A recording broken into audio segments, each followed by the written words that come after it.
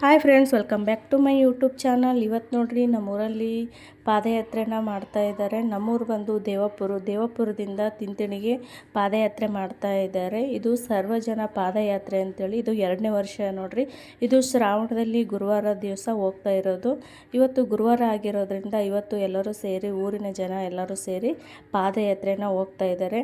ತಿಂತಿಣಿ ಮೌನೇಶ್ವರ ಬಂದು ದಕ್ಷಿಣ ಕಾಶಿ ಎಂದೇ ಪ್ರಸಿದ್ಧವಾಗಿರುವಂಥ ತಿಂತಿಣಿ ಶ್ರೀ ಜಗದ್ಗುರು ಮೌನೇಶ್ವರ ಸ್ವಾಮಿಗೆ ಪಾದಯಾತ್ರೆ ಹೋಗ್ತಾ ಇದ್ದಾರೆ. ಯಾವುದೇ ಒಂದು ಊರಲ್ಲಿ ಧಾರ್ಮಿಕ ಕಾರ್ಯಕ್ರಮ ನಡಿಬೇಕಂದ್ರೆ ಪ್ರತಿಯೊಬ್ಬರದ್ದು ಸಹಾಯ ಅಗತ್ಯವಾಗಿರುತ್ತೆ. ನಮ್ಮೂರಲ್ಲಿ ಯಾವುದೇ ಒಂದು ಧಾರ್ಮಿಕ ಕಾರ್ಯಕ್ರಮ ನಡಿಬೇಕಂದ್ರೆ ಪ್ರತಿಯೊಬ್ಬರು ತುಂಬಾ ಸಹಕರಿಸುತ್ತಾರೆ.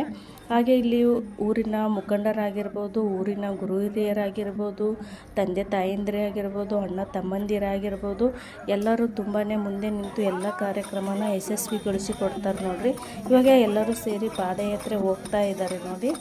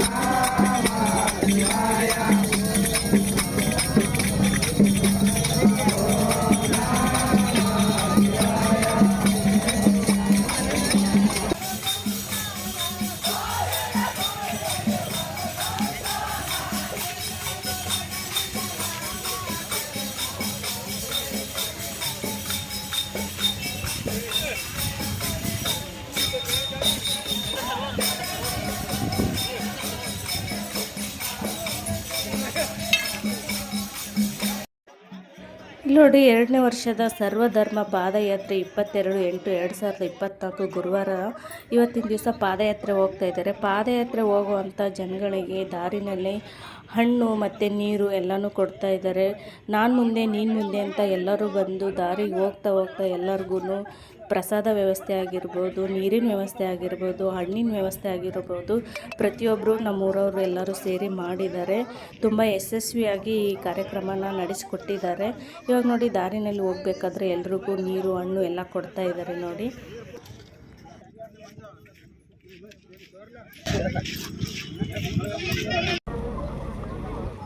ಇವಾಗ ನೋಡ್ರಿ, ಇದು ಪಕ್ಕದಲ್ಲೇ ಒಂದು ಹರಳಳ್ಳಿ ಅಂತೇಳಿ ಇಲ್ಲಿ ಬಸವೇಶ್ವರದ್ದು ಒಂದು ದೇವಸ್ಥಾನ ಇದೆ. ಅಲ್ಲಿ ದಾಸೋಹದ ವ್ಯವಸ್ಥೆಯನ್ನು ಮಾಡಿದ್ದಾರೆ. ಇಲ್ಲಿ ಎಲ್ಲ ಬಂದಂಥ ಭಕ್ತಾದಿಗಳಿಗೆ ಇಲ್ಲಿ ದಾಸೋಹದ ವ್ಯವಸ್ಥೆ ಇದೆ ನೋಡ್ರಿ. ಇಲ್ಲಿ ಯಾವುದೇ ನಮ್ಮೂರಂತಲ್ಲ, ಯಾವುದೇ ಒಂದು ಊರವರು ಪಾದಯಾತ್ರೆ ಹೋದರೆ ಇಲ್ಲಿ ದಾಸೋಹದ ವ್ಯವಸ್ಥೆ ಇರುತ್ತೆ. ಇಲ್ಲಿ ನೋಡ್ರಿ ಎಲ್ಲರೂ ಸೇರಿ ಇವಾಗ ಇಲ್ಲಿ ಬಂದಿದ್ದಾರೆ.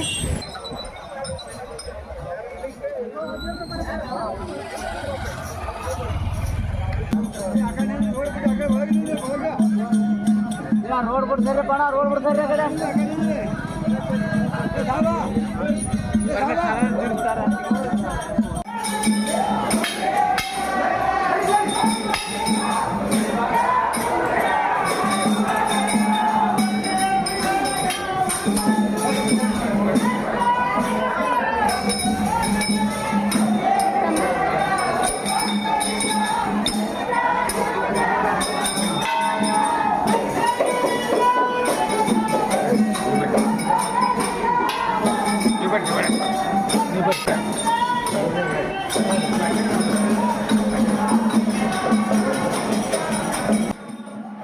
ಇವಾಗ ನೋಡಿ, ತಿಂತಿಣಿ ಮೌನೇಶ್ವರ ದೇವಸ್ಥಾನಕ್ಕೆ ಪಾದಯಾತ್ರೆನ ತಲುಪಿದ್ದಾರೆ. ಬಂದ ತಕ್ಷಣನೇ ಇಲ್ಲಿ ನಿಲ್ಲಿಸಿದ್ದಾರೆ. ಫಸ್ಟು ದೇವರಿಗೆ ಒಂದು ಹೂವಿನ ಹಾಕಿ ಇವಾಗ ಒಳಗಡೆನ ಕರ್ಕೊತಾರೆ ನೋಡ್ರಿ.